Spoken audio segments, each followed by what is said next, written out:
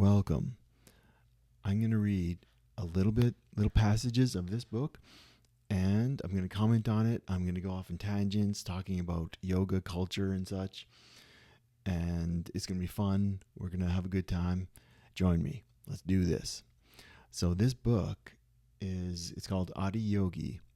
It's written by Sadhguru and another guy, and it's actually a pretty interesting book. It's pretty cool. He talks about like what is Shiva, and as an ancient god or a person or the first yogi, and Adiyogi means the first yogi.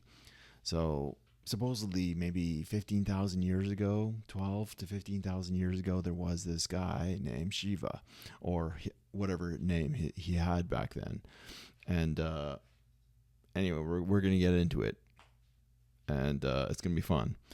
This also reminds me of like Sadhguru's ashrams and his message, and I don't know. I love this guy. I respect him so much. He's just a very fascinating character. Like the amount of things he's done for India and the world is crazy. It's like a massive list of multiple different areas of things he's tried to really help the world with, and just the list is crazy. Like, he started many schools for kids in poverty in India. He's like fixed and brought back to life many rivers in India, rivers that were like dried up, and he brought them back. Planted millions and millions of trees, which helped the rivers come back, of course, because it changed the setting, and so many other things. It's crazy. Many other things. Anyway, he's a very interesting character, and I could get into just talking about him. I could just talk about him for an hour straight. But let's get into this book a little bit. I'm going to read just a chapter, or not a chapter, a passage. And then we'll go from there. It's going to be fun. Let's do this. Are you into this? Okay, so let's start here. I think I had another video with some of the beginning pages, but I'm going to skip ahead a few pages, and let's take a look at this here. The beginning. Over 15,000 years ago, in the upper reaches of the Himalayas, where the snows are perennial and the skies terrestrial, and a being appeared. He was a being unlike anyone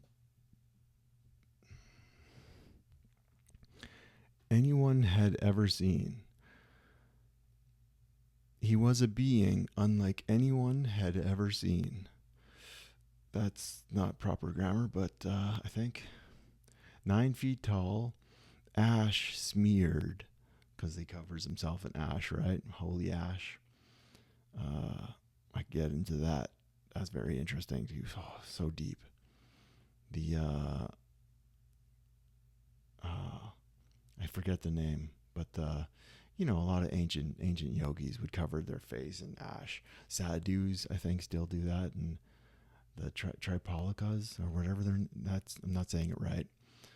And then they put ash on their face, or they have lines of ash, or they put ash on the chakra points when doing sadhana meditation.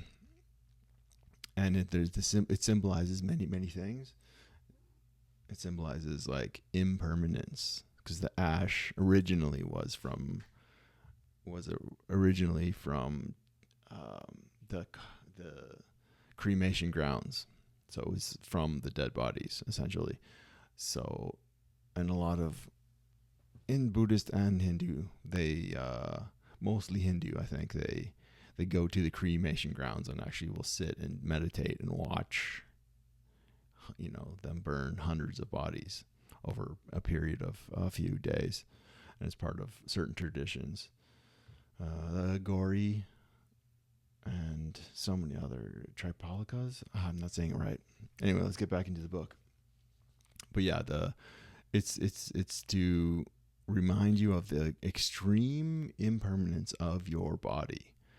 Your body is very limited and it's very impermanent. My cat's asking for attention over here. He gets jealous when I make these videos. So, yeah, and by regularly using ash during a sadhana or meditation, you're reminding yourself. When you smear it on yourself, you remind yourself impermanence, mortal. You get smeared on yourself and say mortal, mortal, mortal. Because the body is subject to decay, and we all die. And it's something that we don't really fully realize, especially in Western culture. The dead bodies, we never see dead bodies in our culture. It's always hidden away, right? Maybe sometimes at funerals you'll see, if you're lucky enough, you'll see one, but it's rare. It's very rare. And so we don't fully realize that we're going to die one day. It's like we kind of know, and we kind of distract ourselves by thinking, one day, maybe, perhaps. But that's so many years away, and it doesn't really matter. But really, really deeply realizing that you're gonna die it helps you. It helps you focus on the things that matter to you, and less on the things that don't matter to you. And a lot of our lives are full of stuff that doesn't really matter that much to you, to me, to you as an individual. A lot of your life, all your energy is going into stuff into things that don't really matters a lot to you, right? But when you're bringing it into your conscious awareness on a daily basis, that this body is very impermanent, and it's going to go, and it's going to return to first to ash, and then to back into the dirt, back into the soil from where it came from, right? It's in yoga they call it the dirt body. Dirt? Is that the right term? No, it's not the right term. Earth body. Yeah, it's like your body is a piece of the earth. You borrowed it, and you're going to put it back very soon. Maybe not very soon, but you're going to put it back, right? Impermanence. There's other meetings too about the ash, but we'll save that for another time. Okay, where were we? I just started reading this page.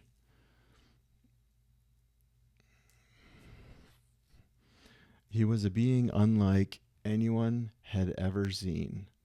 9 feet tall, ash smeared, with flowing matted hair. Sometimes he sat absolutely still. At other times he danced. His dancing was indescribable, wild, ecstatic. It seemed to breathe exuberance into an entire universe. Nice words. I like that. Planets and stars, rivers and forests, mountains and oceans exploded into life around him. When he was motionless, he seemed to become the ageless silence at the heart of all creation. Wow. He seemed to become life itself. Very interesting. No one had ever seen anyone like him before. They did not know who he was, where he came from, what his origins were. People gathered in huge numbers around him because his presence was so extraordinary. It was clear that while he was on this planet, he was not of it. They waited, hoping for a miracle. Nothing happened. Much of the time, he just sat there, completely oblivious to what was going on around him. Except for a few tears of rapture that fell from his eyes, he showed no sign of life at all. So he's like frozen in meditation for days on end. with a couple of tears of ecstasy. They're like, oh, he's not dead because there's some water coming out of his eyes.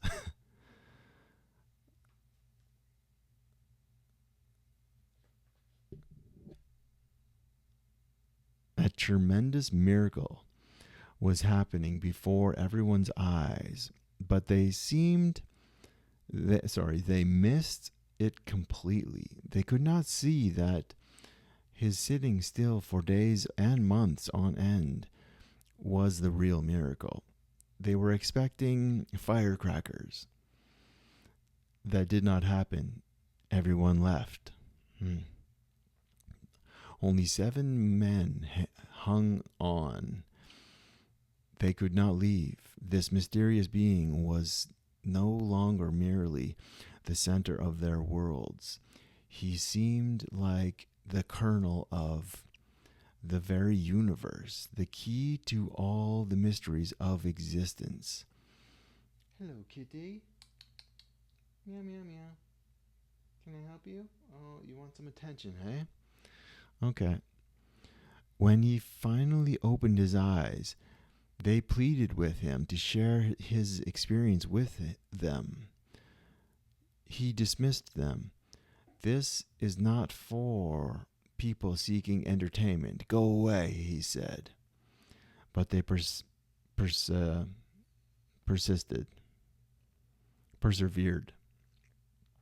Many long years later, unable to ignore their unwavering commitment and radiant receptivity, Adiyogi, or the first yogi, as this being came to be called, relented. He directed his attention to these 7 thirsty seekers and began expounding to them the nature of life. Pretty intense. That would be the 7 sages of India, I do believe. The 7 rishis? 7 rishis? Yeah. The rishis, I think. It was on that full moon day. Oh, was it a full moon? Interesting. The Buddha was enlightened on a full moon day. Also, there's a lot of energy that comes from the moon, and it can affect your. Definitely, I can feel it while doing meditation or chanting mantras. When I'm doing my thing, I can feel the full moon. It's I heard some people say don't waste the full moon. You can go deeper into meditation. It's kind of like, like half an hour into yoga or half an hour into meditation. It's like it takes a lot of time. It can take a lot of time to get to a place where you're really, really in a blissful zone and you're feeling a good energy kind of coursing through your body. With them full moon days, it just happens faster, kind of, and a little more deeper, a little more powerful.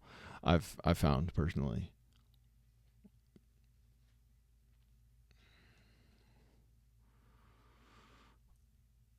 Where was I?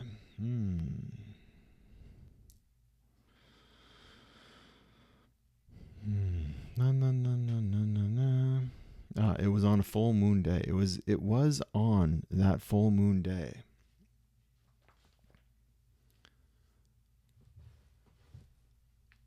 The first full moon after the summer solstice.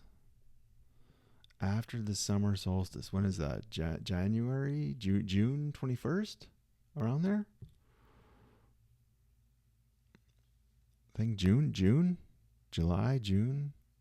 May? June 21st, yeah? I could be wrong. Summer solstice. That an entire exploration of the mechanics of life unfolded on this planet. It was on that day that Adiyogi became Adi Guru. The first guru. Yeah, Adiyogi, Adi Guru. That day is celebrated to this moment in the history of the Indian subcontinent as Guru Purnima. How do you say that? Purnima. I'm not sure how to pronounce that word. That makes this day so important. What makes this day so important? It was on this day that the seed of liberation was planted in the human consciousness. The seed of liberation. Moksha. The seed of liberation. Interesting. Very cool. I don't know if I have that seed yet. There's certain things you can do to get it. Basically, you have to meditate for several hours in the very close proximity to someone that is fully enlightened to get the seed of moksha. That's what I heard. It seems kind of out there, but a lot of this stuff is very out there, and it's wild and interesting, fascinating, and amazing, and awesome. Just awesome stuff. Now that we're near the Christmas time, one thing that's interesting is, to go off on another tangent, is Jesus, Yeshua, or Isa, other names he went by, I do believe. He was an advanced soul. I think I heard he fully was living out of a fully turned on heart chakra, but I think it might have been even higher than that too. Like, I think he was fully enlightened, like when the other upper two chakras are on, fully activated. But what's interesting is, like, when he had 12 disciples, and one of them like freaked out on him, and whatever, backstabbed him or whatever. And it's cool, and he affected a lot of people around him at the time, and some of his teachings still, I think his teachings have been kind of watered down and, like, tamed down and altered, and Christianity has become very, very very organized religion, where they've kind of edited out the spirituality. But what I'm saying is, I think he was fully enlightened, and I think he's still around. He's still around this area of life and this realm, and has some contact with some people sometimes.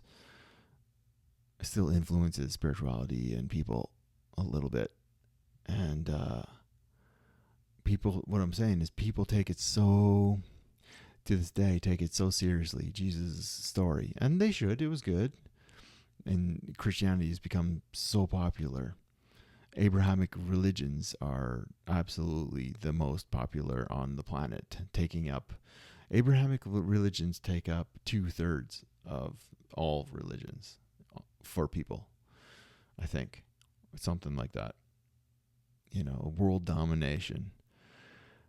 But what's interesting is people take it so seriously about Jesus, because he was, was a force of nature. He had these powers. He was the Son of God. He was enlightened, and he had deep love for the world and for people. But what I find interesting is people that are deep into Christian, or are Christian. They subscribe to the Christian dogma or whatever religions, and they go to church. It's like, he was so special, so special. Yes, but, like, what if there was people on the planet right now that have just as big of a heart as he did, and have attained the same level of fully turned on enlightenment, where if you go around them, you could feel the presence of an energy, a deep energy that would affect everyone differently, but an enlightened energy. What if there's people like that alive right now? Wouldn't you want to meet them? Wouldn't you want to read their books? Wouldn't you want to investigate and, like, see what they have to teach? Take a course on what they're teaching? Meet them? Shake their hand?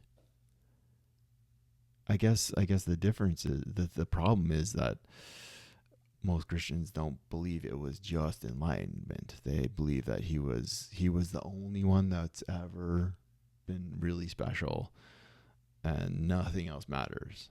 It's so. Anyway, I'm getting went way too far off on a tangent. What I'm saying is, there are people on the planet alive right now, most of them that are fully enlightened and have a heart that's that big. You won't have any access to them. They'll be very, very kind of shut away in little ashrams, little corners of the world where they won't even let you in, most of them. It's probably, just a totally random guess, maybe 100 people on the planet that are fully enlightened. And, some of them are not teachers at all. They're just people doing their thing, But most of them are like gurus, or saints. There's probably a couple saints out there, maybe. I could go more into that, but I'm just saying, like, fully enlightened beings, wouldn't you want to meet them and learn from them? Like, if Jesus was alive, that's what I'm getting at. It's like, if Jesus was alive right now, wouldn't you want to meet him? Like, I would. I totally would. Like, I'd be interested, I'd be like really interested. Be like, who is this guy? What does it feel like to be around him? He must emit some sort of like energy field frequency that like affects you deeply, right? And being in Jesus's, energy, his aura, his energy, it would probably sow the seed of moksha, the seed of liberation. Anyway. Like and subscribe. Please like and subscribe. If you've made it this far, it's incredible. 1, and 2, please like and subscribe. Now let's continue on, shall we? There's much more greatness in here, so much more. Now, where were we? Full moon day. Yes, it was on that full moon day, the first full moon after the summer solstice, that an entire exploration of the mechanics of life unfolded on this planet. It was on that day that Adiyogi became Adi Guru, the first guru. That day is celebrated. Yes, Guru Purnima. I don't know. So what makes this day so important? It was on this day that the seed of liberation was planted in the human consciousness. Oh yeah, very cool. It was on this day that it was declared for the first time in human history that biology is not destiny. Interesting. That it is possible for a human being to evolve consciously. The finite can turn infinite. Oh, yes. My cat just burped. Yeah. The particular can turn universal. Compulsion can turn into consciousness. It is possible for a piece of creation to become one with the source of creation. Oh. The human creature can become a divine creature, entity, a divine entity. Very cool. This insight did not give birth to faith. It instead gave birth to science. Science. Birth to science. A science that aimed at making human beings the rulers of their own fate. Oh, yes. The architects of their own destiny. Ooh. That whenever I'm saying stuff like ooh, it's because like the each of those lines I could get into and dive into so deep. Like a lot of yoga is based on taking back the control that is your karma, your ancestral trauma, your genealogy, your genes. All of this stuff controls you so much. And of course, your subconscious from when you're, the first 10 years of your life, your subconscious downloads. All this stuff controls your cycles and your behaviors so much that the amount that's left of you that's free will is like 1%, 2%. So the art of yoga is be like, how can we over thousands of years study to take that control back a little bit and create more free will instead of that 1%?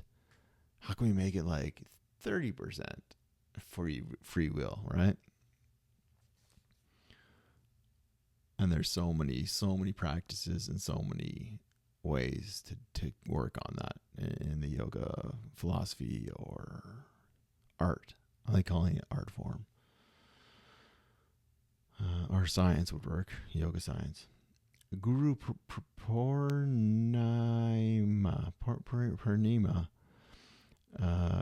predates religion.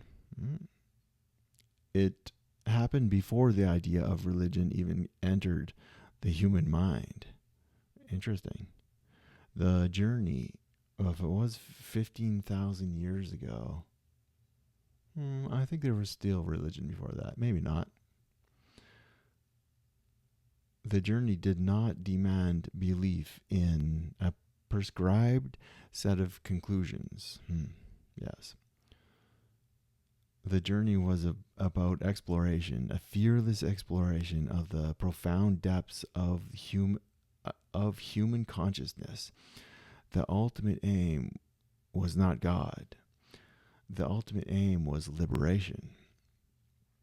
What Adiyogi transmitted to those 7 disciples were the fundamentals of a science called yoga, union, a science of radical self-transformation that continues to live on thousands of years after that first exposition, a science that continues to empower human beings to blossom to their ultimate potential. The goal was mukti, freedom from a life of physical enslavement and psychological bondage. The goal was life itself, roaring, unfettered life, ecstatic, boundless, infinite life.